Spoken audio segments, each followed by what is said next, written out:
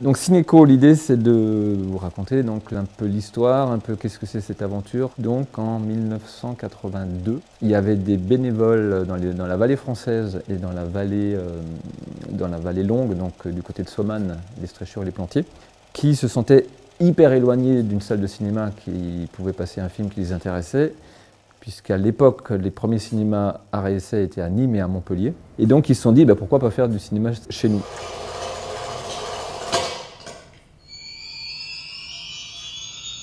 Ils ont été assistés par une association pour acheter un projecteur 16 mm et pour mettre en place un circuit itinérant sur, en gros, la vallée française et la vallée borgne. Moi, je représentais Saint-Germain dès le début, quoi. Je m'en suis occupé jusqu'à ce qu'on passe au numérique.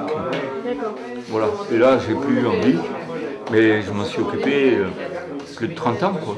Ça date de l'époque où Lang, qui était ministre de la Culture, a dit qu'il fallait créer des réseaux de cinéma dans les zones rurales. Et c'est parti de là.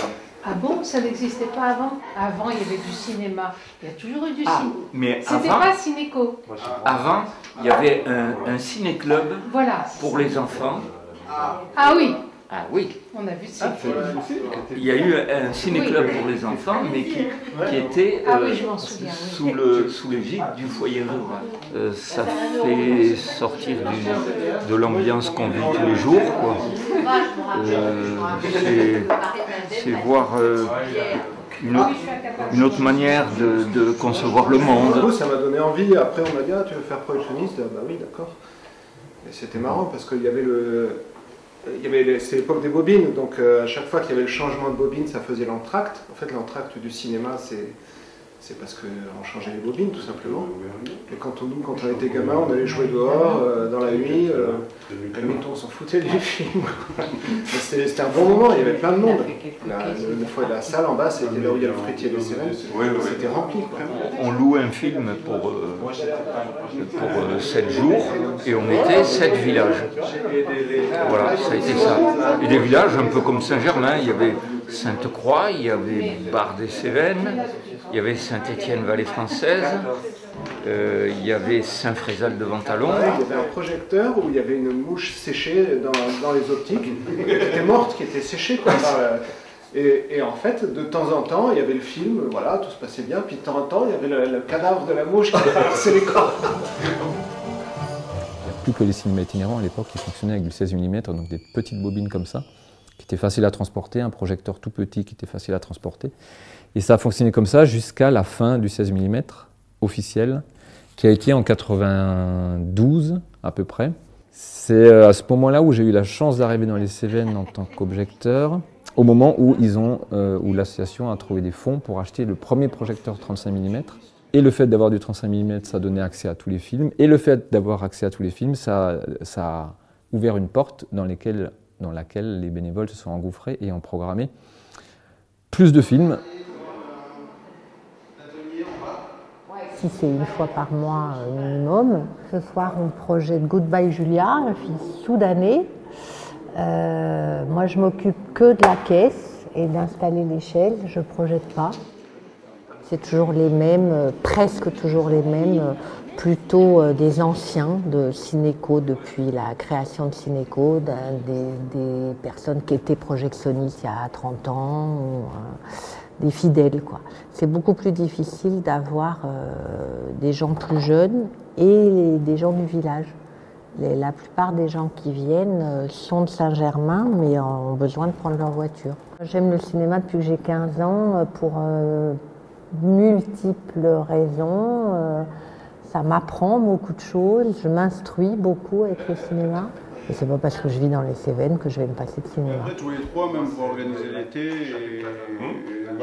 On est une toute petite équipe, on n'est pas nombreux, donc c'est très convivial, j'allais presque dire familial.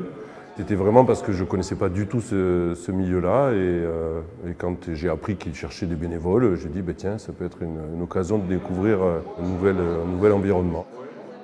Il y a une formation, c'est-à-dire qu'on ne nous laisse pas comme ça avec le matériel, ne serait-ce parce que ça a de la valeur et qu'il faut y faire très attention. Tu sais que j'avais jamais remarqué que tu avais marqué ça. Du coup, c'est collector. Et ce qui est important pour moi, qu'on continue à ce que le choix des films soit vraiment des votes avec la liste de tous les villages, qu'il y ait une liberté sur le choix des films. Et que chaque village ait encore une certaine liberté sur le choix des films parce qu'on n'a pas tous le même public. Et ça, c'est important pour moi que Cinéco entende ça encore et toujours. Même si aujourd'hui Cinéco organise 1200 séances et sur ces 1200 séances, il y en a à peu près 700 qui sont organisées par des salariés. Il y en a quand même à peu près 500 qui sont organisées par des bénévoles qui vont chercher le matériel, qui installent le projecteur, qui assurent la séance, qui font la billetterie, qui ferment le matériel, et l'équipe suivante d'un autre village vient chercher le projecteur le jour suivant. Là, on a 6 projecteurs aujourd'hui, on peut faire 6 séances du même film au même moment, et les projecteurs ne rentrent jamais à la maison, il n'y a pas de maison, Cinéco n'a pas de locaux. Sauf depuis quelques temps où en fait on a acheté une remorque, un moto, pour avoir un lieu où on puisse stocker du matériel. On peut mettre 2 projecteurs dedans, c'est un tout petit truc, mais par contre, ça a été l'investissement du siècle.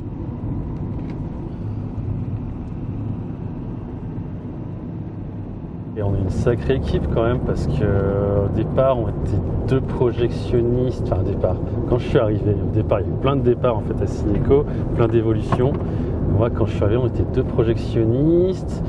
Il y avait Vincent et Mike qui étaient au bureau, qui manageait tout ça. Il y avait une personne à la com aussi. Donc là, on est plutôt 3 projectionnistes à l'année, mais il y a du renfort l'été. Il y a autant de gens en fait en projection que dans le bureau. Alors là, je suis allé chercher le matériel à Castagnas.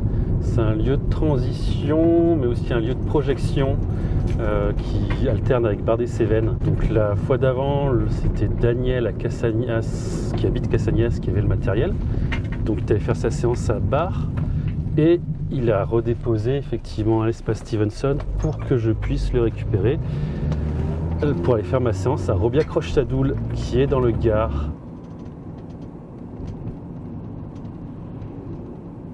Aujourd'hui, on fonctionne régulièrement sur 50 lieux, mais je crois qu'il y en a 90 qui sont autorisés. C'était donc une association qui était sur 2 vallées au début. Ensuite, il y a Florac et Saint-Jean-du-Gard qui sont rentrés.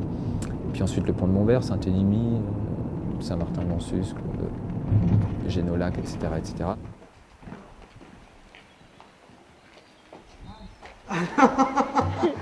Il faut savoir que la salle de Robiac-Roche-Sadoul à l'époque était une église. Donc après, ça a été transformé en salle des fêtes. Voilà, Roche-Sadoul à l'époque. 2012, quasiment toutes les salles de cinéma étaient passées au numérique. Et donc on a créé une association nationale des cinémas itinérants pour alerter les pouvoirs publics en disant voilà, les projecteurs numériques, paradoxalement, ça pèse beaucoup plus lourd et c'est beaucoup plus gros qu'un projecteur 35 portable. Et donc on n'a pas de solution. Le CNC, qui donc gère tous les cinémas en France, dont les cinémas itinérants, n'avait aucune idée ils savaient qu'on existait, mais on était vraiment à la marge. Et en fait, ils se sont retrouvés devant un constat que les cinémas itinérants qui faisaient à l'époque que 1 million d'entrées par an sur 200 à peu près, ça ne représente rien, mais elles irriguaient 1600 communes. Le CNC s'est rendu compte que c'était urgent et que c'était important. Et donc, il a mis les moyens et en fait, ça a permis aux cinémas itinérants de passer le cap du numérique.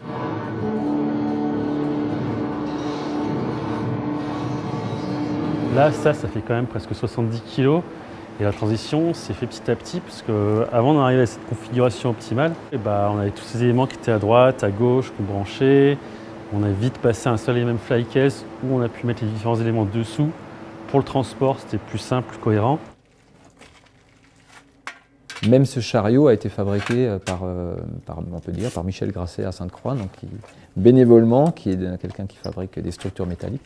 C'est le seul cinéma itinérant où les projecteurs se transportent dans des voitures, même pas un véhicule équipé. Alors là, on est à la Maison de l'Eau, sur la commune d'Allègue-les-Fumades, une des plus belles salles du Gard. Et après, on est un peu plus dans des salles soit polyvalentes, soit salles des fêtes. Après, il y a aussi les écoles, c'est un autre truc, et le plein air, qui est encore une autre part de l'affaire de Cinéco. Chaque endroit est différent en fait.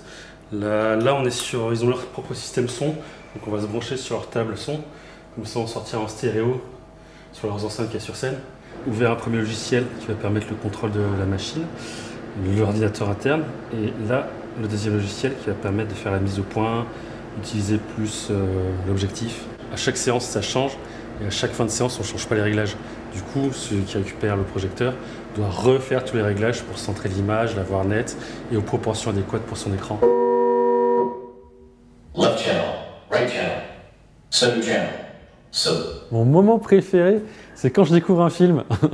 En fait, il y a l'accueil des gens qui sont contents de venir et même à la fin de la séance, quand ils repartent et qu'ils sont là, ils sont contents d'avoir vu un film qui leur a plu.